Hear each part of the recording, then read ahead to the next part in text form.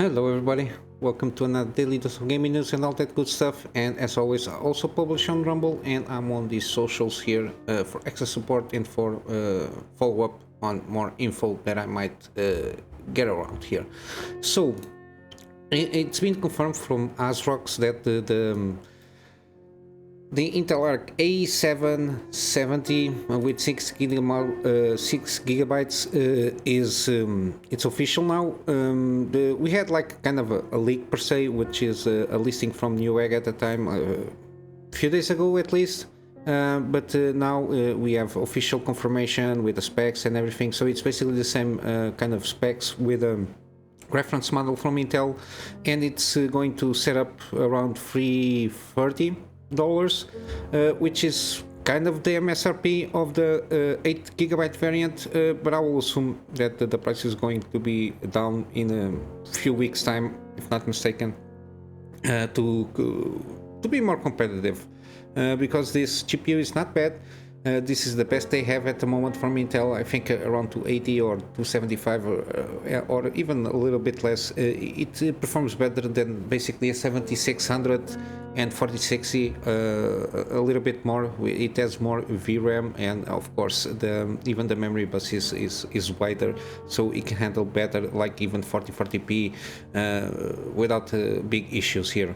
But yeah, it's good to see that we have official confirmation, and the fact they are replacing the reference model because Intel discontinued the reference model of the 16 gigabyte variant. It's always good to see, at least to maintain some competition, some pressure on other on AMD and Nvidia for their GPUs here. Yesterday we talked about Intel shutting down, didn't shut down anything, but they shut down the price hike rumor.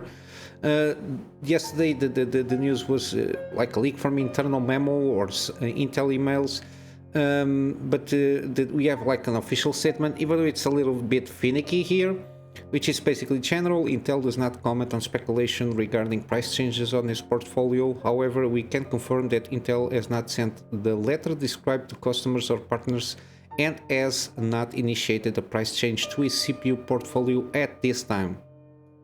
At this time, like they say here. We have no further comment to share on the matter, Intel spokesperson to WCCF Tech, which is from this article here. At this time, it's very vague. Like, not in the near future or not this year, we don't have anything planned. It will be easier to comport, but they are speaking, they are not lying. So at this time there is nothing, but I think even the internal memo or the letter that was be passed around, I don't think they did, I don't remember from the article, but I don't think they were doing mentioning any time frame when this will happen. Maybe this year. I think it was the speculation here. There is not a lie, it's an official statement, and the fact that at this time it's very important that it might still happen regardless, not this month, not the next month, but probably somewhere in the near future, because at this time it's at the time they are making the statement. That's at least my interpretation. But yeah, at the moment they shut down this kind of price hikes.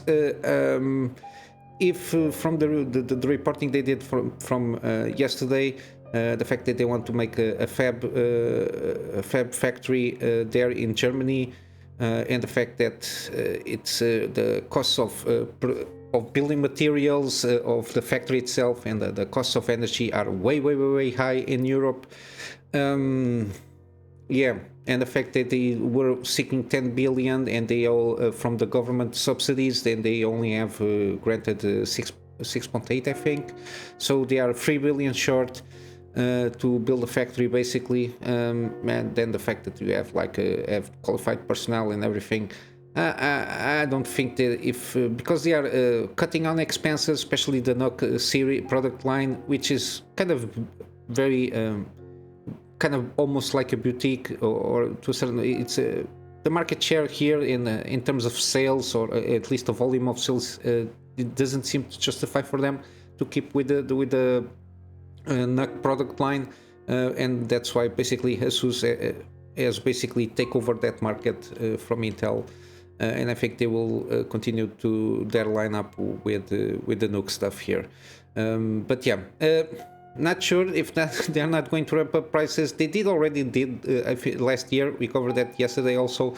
But that doesn't mean that if they do price hikes in 1 year, the other year they will not do. Depends on how the business goes. But I assume if they are really want to make this factory, they will have to basically, to a certain degree, price hike a little bit their CPU stuff here.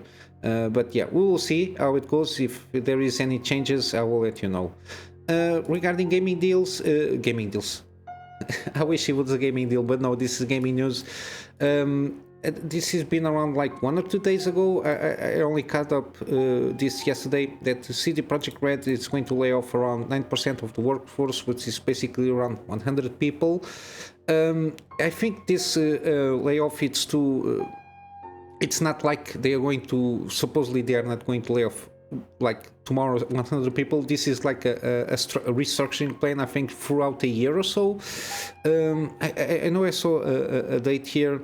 I think it's going to take around a year or so for these layoffs to happen, and they already set up 1 million in severance. Mainly because they are going to restructure. They ramp up a lot of the production here. There was like the stuff with a Witcher game. I think it was a Witcher game that had like the multiplayer stuff. Then they basically shut off that pre-production on that project and restarted over. The fact that they are also transitioning to Unreal Engine 5, they are basically dropping off the Red engine in favor for Unreal Engine 5.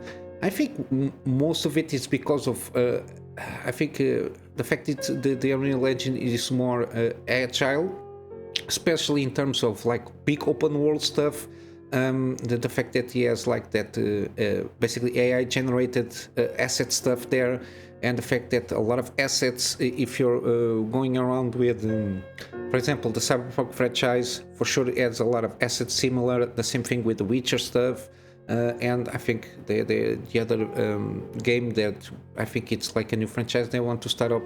I think that's why they think the Unreal Engine is more suitable for them. That they basically had to like revamp the Red engine to be kind of almost equivalent to that kind of the Unreal Engine 5.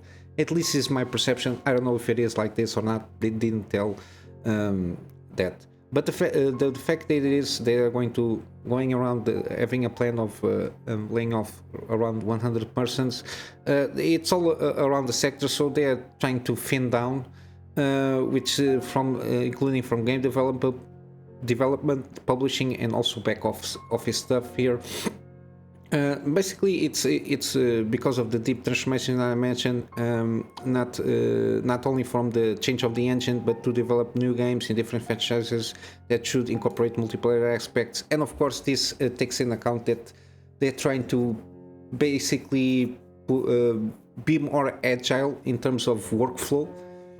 And basically, that's the main reason, at least for now, because it's not like 50% of the people, 100 people, it's around 9%. It's not that much, so I think they want to thin down a little bit. But at least they have the compensation plan already. It's at least around $1 million to get around with the layoffs. At least people are being compensated with this, which is, I think it's kind of fair enough. But yeah. Not that good news, but not horrible news. We got yesterday some, I mentioned the Armored Core, there was like a barrage of gameplay footage from a lot of previews. I really recommend Facts of Life. They give like a good overall sense of what the game is, what kind of like the gameplays, the customization stuff, everything there. And then a good deep dive with Vatvadia. I usually watch him, and everybody that I saw, they always mentioned for in-depth analysis. The Vatvadia video is very excellent, and even Armored Core fans from the franchise, said that the changes and the implementations they did for this game seem very excellent. And we got more information also, which is basically will support 120 FPS, which is something that is completely new, all from software games. I think mainly to the limitations of the engine itself, and the fact that you usually make the videos basically for a console, and basically console usually doesn't go more than 60 frames historically.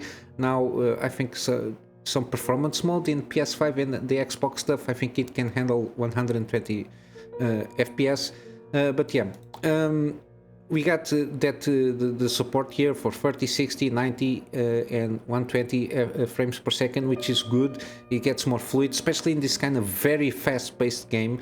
From the footage, when you see if you have like only 60 FPSs, I think it's going to be a little bit rough, but 120, I think it's going to be a huge improvement on how the combat feels and the movement and everything. Supposedly is going to have also some ray tracing support, but it's not in the entirety of the game. I don't think it doesn't justify itself, because it is a very fast-paced game. You're not going to notice any ray tracing at all. It's better to have like better particle effects and everything to get a more realistic a feel to the game itself than having ray tracing for the shadows and global and all that stuff. I think it's going to have ray tracing more on the menu stuff, on when you're customizing your Mac to make it more prettier with more detail and everything. I think it's where they're going to limit that ray tracing support. And also we're going to have something that I think they didn't have before, which is like disabling motion blur, which is excellent. Motion blur can give like a cinematic feeling in like slow-paced games, but in fast-paced games, motion blur is kind of motion sickness inducing for me. And also changing lighting and anti-aliasing quality and more, so basically the game can be more seem more crisp. But yeah, it's all good. And also the fact that supposedly the main game will be around 20, I don't know, maybe 20 hours if you're just quick pacing all the missions, because we had in some of the bigger levels there are like hidden stuff there for like from like weapons and legs and stuff like that for your Mac that you can find here and there. I'm assuming like wrecks from some Macs that have like unique kind of components there for your Mac to be customizable. So I think that's why they were talking about like 50 to 60 hours if you take your time to explore the maps and in the bigger missions, because I think the bigger missions usually can take around half an hour to 40 minutes if you take your time doing trying to do the things in not in a proper way. There's no proper way of playing the game, but if you take your time exploring the map and seeing the sights and everything and appreciate a little bit of the level design and everything, I think it might take around 50 to 60 hours. And I think this also takes in account that you're going to replay some missions to try out some S rank ratings there. But yeah, seems pretty good. Again, almost here, less than a month here, so basically 28 days, 29 days, give it or take, for the game to launch. It's on pace to being another excellent game from software. We got also some rumors from Gamescom now. Supposedly Half-Life series announcement may be coming, or something Half-Life related content. I don't know if it's going to be like an updated port from the PS VR or something like that, VR content, because the last game that they have was Alex. Was basically VR game here. I don't know if they're going to announce something for the PSVR, because I only think it's VR for PC. But yeah, the fact that this comes through, it's because the Gamescom official companion app reveals that Valve will be among the exhibitors, which is something interesting, which by itself doesn't mean much, but however, among the related tags regarding the Valve stuff is Half-Life, which seems to suggest that the series will be presented in some capacity at the event. This is just a rumor. we might just hope that at least they remaster all the games here to officially remaster or not remake, but I think an excellent remaster in terms of I don't know, if they manage to do it like an Unreal Engine 5, it will be awesome. I really love Half-Life 2. I never managed to play Half-Life 1, even though I bought the physical copy at the time. I don't know how many years ago, but it was like the orange box, I think. He had like Half-Life 1 and the Half-Life Blue Protocol or something like that. He had like the free games that it comes in the bundle at the time with Half-Life 1. But I never managed to go around and play the game. A lot of games at the time that I was playing, and that one was not one of them. But yeah, it will be good news if they announce like a remake of the Half-Lives. Even though we have like Black Mesa, which is like it's supported by Valve. The fact that remake, it's from an independent studio. I will leave a link on that game. It's not on a deal at the moment, but I think it's very good, that remake from Half-Life 1. And yeah, basically this is all the news that we get. We still have like the Steam Stealth Fest. Sorry, it was a little bit hard for me to ever go on this one. We have like the Metro franchise here, the Redux versions, but it's on a bundle here. So the Redux versions of 20, 30 free, and Last Light, and also Metro Exodus with the DLC, all bundled 30% off, so around $60. I think it's well worth it. I think I've got all of them on Epic Games. I think they managed to launch the Metro stuff, including the Redux versions, on Epic Games. It's one of those that I like to make a gameplay series here, because I really enjoyed this kind of story here. It's very narrative driven, and I think that the story is very good. I played the first one when it came out at the time, and I think I played the second one, or bits and parts of the second one, and I never went to go about the Metro Exodus, because I have this lousy laptop, so it cannot even. I think it can barely handle the cinematics here. But yeah, you got, if you want to buy independently, they are not in promo from what I understood here, at least from the menus here on the pages here. Yeah, I think you need to buy all three of them, but I think it's a very good package assembled here. 30% off. Sometimes, or if you think it's a little bit more expensive, sometimes when they do some promos, they do like 50% at least, or 75%. I seen better deals here, but yeah. I think it's well worth it. $60 for the free games, even the fact that they are the Redux versions, which is like the enhanced graphics here from the first two games. I think it's a good package here. Also, we got a very excellent trilogy, which is the Batman Arkham trilogy here. 75% off on Arkham Asylum Game of the Year edition. The Arkham City Game of the Year edition also 75% off. And Batman Arkham Knight also 80% off, but you have like the other stuff here. Or you can buy Arkham Asylum, Arkham City, Arkham Knight, the Season Pass. Okay, you got a lot of stuff here that you can go through, or 80% off. I think it's not that expensive here. So around $5 for the first two games, so 10 for the two, plus $20 for the free games. I think it's an excellent deal. It's a very it's a story that continues throughout the between all the free games, and I think it's an excellent trilogy here. I think the Batman Arkham Knight improved a lot in terms of performance, because it was a stuttering mess, and in terms of performance on the Arkham Knight when it came the PC port, but I think it's now improved. And I think there is some mods for this one. I'm not sure for the other two, never tried out. But yeah, I think that this is a very good trilogy here. And lastly, we got Observer, Observer System Redux, which is like the enhanced version of the Observer game. It's a very good game, from what I understood in terms of story. It's a very short game, but supposedly it was on discount, 10%. SL saw this at a discount on my wish list. 10%. I'm sorry, I might made a mistake here, but yeah, I saw this like a percentage. It was on the discount part here. Maybe it ended since I had it up. We have 20%, 23% not, but it has also this game, Don't Be Afraid. I don't know which game this is, but you got Observer also. Yeah, I don't know. If you like it, have it a go, but you should have, I think, a little bit of a demo of the first hour, so it will be good here.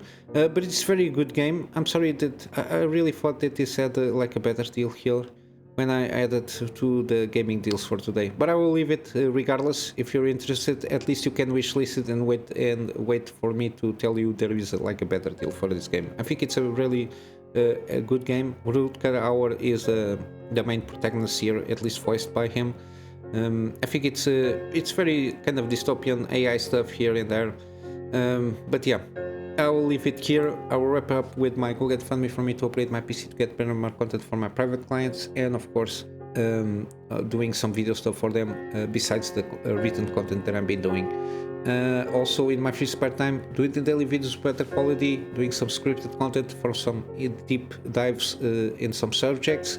Also resume my gameplay series, and probably in the near future doing some live streams also. And with all that said, guys, I hope you have a wonderful day, and I'll see you in the next one. Till then, Kunamy Master out.